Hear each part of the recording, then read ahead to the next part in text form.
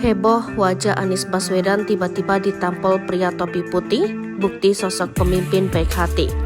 Video viral yang beredar sejak 27 Desember 2023 ini membuat netizen salah fokus kepada reaksi wajah Anies Baswedan usai wajahnya kena keplak.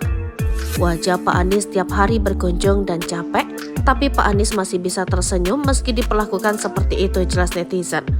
Dalam video itu, tampak Anies Baswedan sedang berjalan di tengah kerumunan massa menuju tempat acara Desak Anies di Pontianak.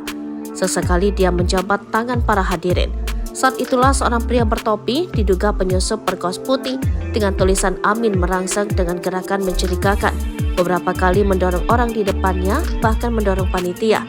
Saat sudah dekat, nampak tangan pria tersebut namplok tepat di muka Anies sebelah kiri.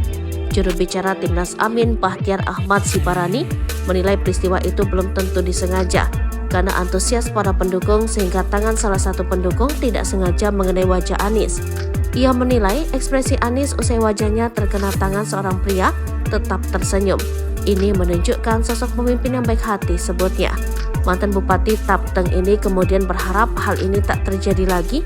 Ia berharap pendukung Amin menjaga Anies.